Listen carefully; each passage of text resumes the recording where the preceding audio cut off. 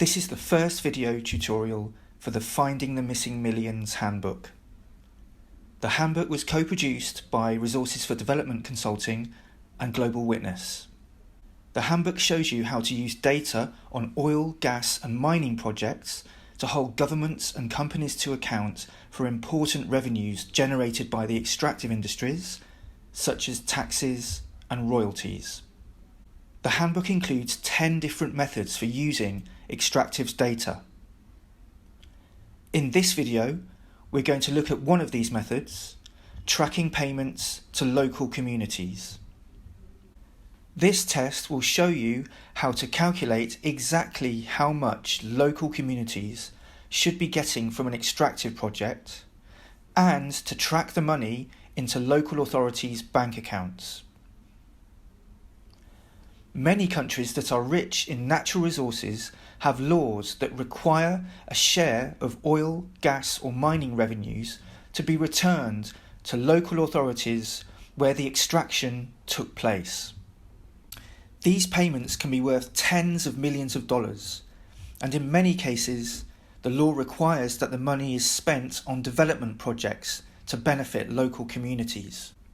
To carry out the test, you will need an internet connection, a web browser, and a calculator. In this example, we will look at the mining company Vedanta and its iron ore project in South Goa, India. The project is known locally as the Codli mine, as it's located next to a village named Codli. In India, the law requires that a percentage of the royalties generated by a mining project must be shared with the local district authority where the mine is located. Like many of the tests in the handbook, a first step is to find the company's Payments to Governments report. For this example, we will use Vedanta's Payments to Governments report for the year 2015 to 2016.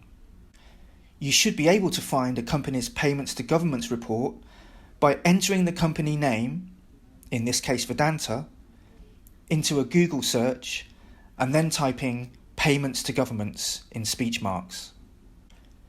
This is a simple and fairly reliable way to find companies' Payments to Governments reports. Another good place to find Payments to Governments reports is the resourceprojects.org website. Payments to Governments reports show you how much the company paid from each individual project. This makes them useful for tracking payments to communities living near a particular project. Looking at Vedanta's Payments to Governments report, we can see the company paid $7.11 million in royalties from its Gardia Sodo mine in the year 2015 to 2016.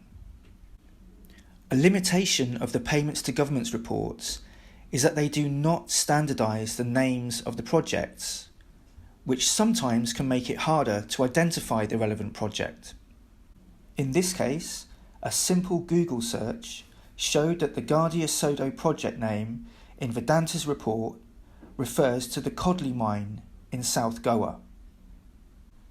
We know that in India, the mining law requires that a percentage of royalties from a project must be shared with the local district authority. As we can see on screen, local authorities are entitled to 30% of the royalties if a lease was granted before the 12th of January 2015. In this case, we know the mining lease for Gardia Sodo was granted before that date. This means that the South Goa District Authority is owed 30% of the royalties. We are now in a position to calculate how much Vedanta should have paid to the South Goa District Authority. A simple multiplication shows that 30% of the royalty payment is $2.13 million. With your calculated number in hand, you can then contact the local authority to confirm that the payment was made and received. This should also give you an opportunity to question the local authority about how the money is being used. For more information on this test, and for more tutorials on other ways you can use revenue data from extractive projects, go to the Finding the Missing Millions webpage.